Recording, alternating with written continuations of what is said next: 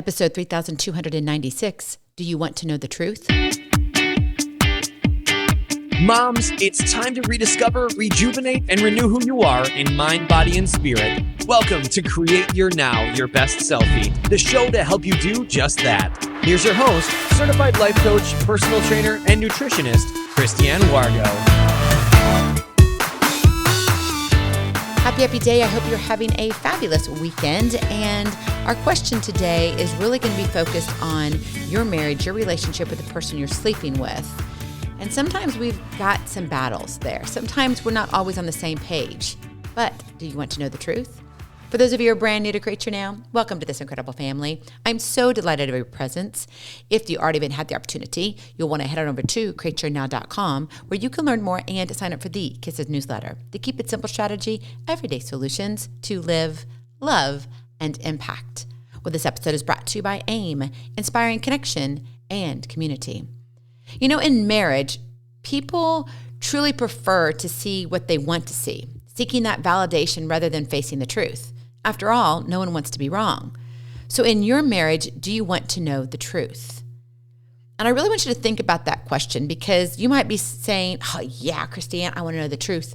I want to know everything about my marriage. I want to know everything about my spouse. But you see, it's much easier to ignore the underlying issues and put a bandaid on the situation. It's much easier to say, you know what? Yeah, this too shall pass. We'll just get by it. And that's true. You will get by, but will you get through it? And will your marriage be better for it? Does what you do in your marriage elevate your marriage, or is it just a temporary fix? Are you using that Band-Aid? Are you using that ACE wrap just to say, you know what? I don't really want to face what I need to face right now, but if I can just, be done with it, then great. That's what we'll do. But then what happens later on? All this stuff begins to build upon each other. They're little building blocks, and they're the negative building blocks. It's one thing to have building blocks that are positive, but if you're building up the negativity in your marriage, what do you think happens eventually? The weight of it? Yeah, it crashes.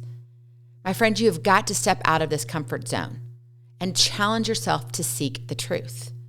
So if you want to know the truth, turn off the sound. Yeah, we're going to talk about that. I know you're like, what? Well, that's all right. I want to keep you, kind of engaged here. Because as you know, marriage is a two-way street, requiring effort and commitment from both partners, right? Both of the sweethearts have to say, you know what? Yeah, we're in this together. It takes two to tango. And acknowledging this responsibility is crucial for creating a strong foundation. However, even if both partners can carry this responsibility, it only takes one to initiate the change. So don't sit there and say, oh, well, I'm waiting for my spouse to come around. Really? You might be waiting for another decade or two. Seriously, what if you were to initiate the change? What if you were to create that impact in your marriage that would shift everything right now, that would pivot it and allow you to elevate your marriage differently, where in suit your partner would come beside you? So today I want to examine where you currently stand, where you are in your marriage, and where you want your marriage to go. If you want to know the truth, turn off the sound. That is your Kiss to Keep It Simple strategy. Turn off the sound. And as you know, turning off the sound, right, is kind of a metaphorical way of emphasizing that actions speak louder than words. And so do your spouse's actions. We may think, oh, well, what they say is what really matters. Yes, words have power, don't get me wrong. But a lot of times our actions, our looks, our tone of voice, our body language, how we approach or not approach something. Like, are we coming in with closed arms? Are we sitting there scowling as we have a conversation? Are you giving that dirty look? I know my kids, for example, and I know we're talking about spouses here, but you'll get it when I share this with you. My kids could see me from far across the room, and they know if daggers are coming out of mama's eyes. Like, you will behave or else, right? Well, we have that same type of relationship with our spouse. And sometimes we don't realize to the depth of that relationship. And sometimes it's more negative than it is positive. And it's not necessarily that we mean it to be that way. But as you know, when you're in a marriage, unfortunately, we let down our guards. That's a good thing and a bad thing. We let down our guards, but when we do that, we treat them, usually our spouses, to just be like, okay, well, you're just going to have the real me. And if I'm mad, man, I'm going to show you that I'm mad. But for my friends, I got to have this facade and I've got to look like I've got it all together. So you're great at work. You're great at church. You're great with your friends. But man, at home, you're a holy terror. And I'm not saying you're an angry person. That's not what I'm saying. I'm just saying that your true colors come out because you let down that guard. Now, there's positive and negative to that, right? Well, number one, you feel safe in that environment of like, okay, I'm just done with this and I'm tired of putting on the mask. And other times it's like, well, is that fair? Is that fair to treat the person that you said I do to, that you looked at each other in the eyes when you said your vows and said, I'm going to love you for better or for worse? And a lot of times we don't want to know what the worst side is. We only want the for better because the for better is easier. But the for worst, not so much. But then life happens and we get busy and things get out of control. Not that it's wild, not that you're kind of like this loosey-goosey, crazy person. No, it's just that you got bills to pay. You've got responsibilities with the children. You got the dinner dishes and dogs, as I love to say. Then on top of that, you have this presence of like, what am I to do next? Where am I supposed to go? Because nothing's changing and I feel like I'm missing something. And unfortunately, what normally happens is that there's this kind of shift and it comes because life comes at you. It could be something that's devastating in your family. It could be something that maybe your savings is now dwindling so fast that you don't have a cushion any longer. Whatever the case may be. It's one of those things where you're like, what happened to us? What happened to us? If you want to know the truth, turn off the sound. And so I want to walk you through 3 things that really I hope will help open up your eyes and more importantly, open up your heart. Number 1, pay attention to what isn't being said.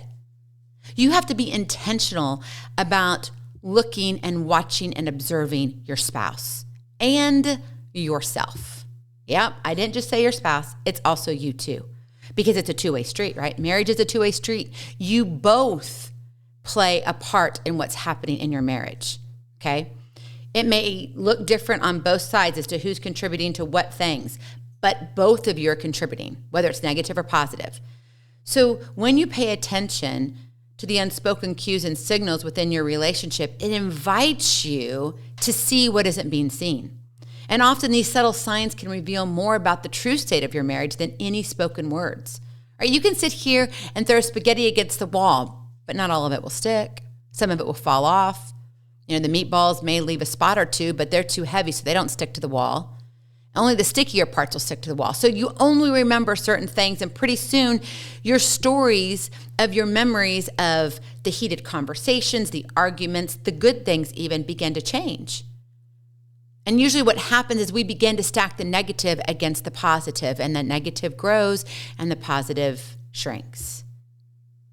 So by observing what isn't being said, you can begin to unravel the underlying truths that may have been overshadowed by daily routines and busyness. Because we just want to shut the door. And a lot of times that busyness, those daily routines, help us ignore what's in that linen closet that needs to be cleaned out. Now, you know me and my linen closet, right? Yeah, I have 3 of them. And it's not getting any better. And right now, 2 of them are being torn up. But that's for another episode. So pay attention to what isn't being said. Be intentional about it. Number 2, follow the clues where they lead. This means that you are not going to sit here and say, I want to find this and seek that out. No, follow the clues and see where they lead. Because when you do that, it can provide valuable insights into the challenges your marriage is facing right now. You might uncover something you never noticed because you were in tune with the words, not the actions. And our words, we can spout things off. There are so many couples right now that just communicate via text. That's not healthy either. Now, for some people, they're like, well, but text, at least we can't get mad at each other. Yes, but then you don't know what's happening. You don't know the emotions and the feelings. I don't care what emoji you use because emojis can be interpreted differently. You've got to communicate. You've got to be able to see and watch So as you follow the clues without any prejudgment, you can see what is really happening for better or for worse. And you've got to be honest about it. A lot of times we don't want to be. So, if you want to know the truth, turn off the sound. Follow the clues where they lead. And finally, number 3, face the truth in love and grace. It requires a willingness to face the truth head on rather than avoiding uncomfortable conversations or sweeping problems under the rug, right? Those dust bunnies, we want to hide them. And that's great. If they're behind the couch, yay, we don't know they're there. But one of these days we move that couch for the holidays and you're like, oh my goodness, what happened here? Addressing these issues with love and grace is essential for nurturing your relationship's growth and prosperity, meaning you want to elevate your marriage, right? You want to elevate your spouse. You want to build them up, not tear them down. Regardless of what is happening in your marriage, I truly believe in the depth of your heart, you want the best for your spouse, for yourself, and your marriage. But if your actions say otherwise, then you need to face the fact of how you're loving well or the lack thereof. So we've got to be willing to face the truth. What has been uncovered? Following those clues, those little breadcrumbs that say, you thought you were doing well here, but maybe you're actually not. Maybe you find yourself complaining more to your husband. Guess what? He's probably getting tired of it. Now, not that he shouldn't be there for the worst part, right? But if every conversation is a negative conversation, how is that going to lift you all up as a couple? It's hard. It's tough. And that wears on him because maybe in the circumstance that you're in, maybe he can't really do anything for you. You've got to make some changes, but you don't know what that looks like. Ultimately, seeking the truth in your marriage allows you to gauge the emotional temperature of your connection rather than reacting to fleeting moments. This is a way you can see the barometer of the day, not the temperature of the moment. Interesting thought, huh? Where are you looking? Are you only looking at what is happening right now with the words that are being shared? Are you looking at the whole picture?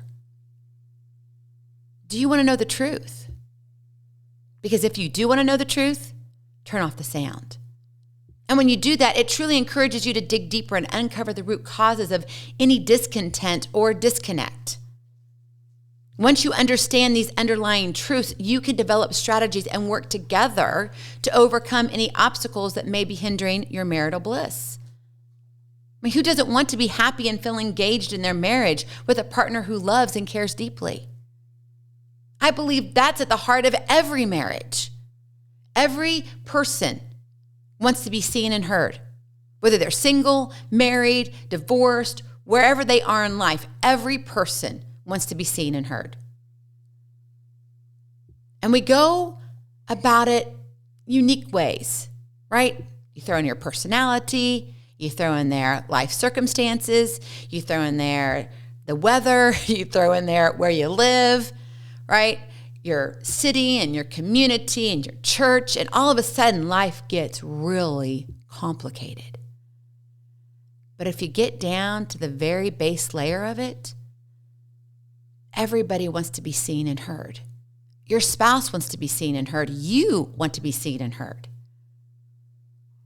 If you want to know the truth, turn off the sound.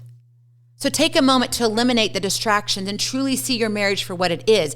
Embrace this opportunity to communicate honestly, listen attentively, and work together towards a happier, more fulfilling partnership.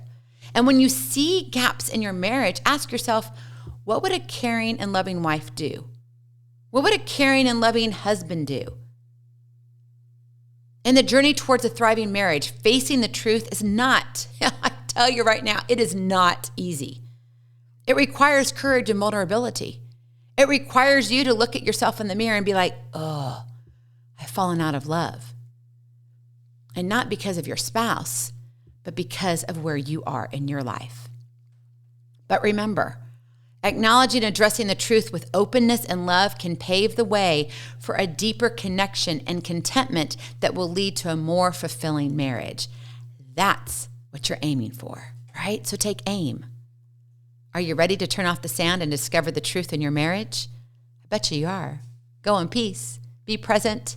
Be incredible. Be you. I love you so very much. I cannot wait to see you on the other side. Blessings, hugs, and lots of love. We'll talk to you real soon. Have a glorious, blessed day. Bye-bye. Feeling inspired, ready to train for life and love your journey? Visit createyournow.com for more incredible resources to help you along the way.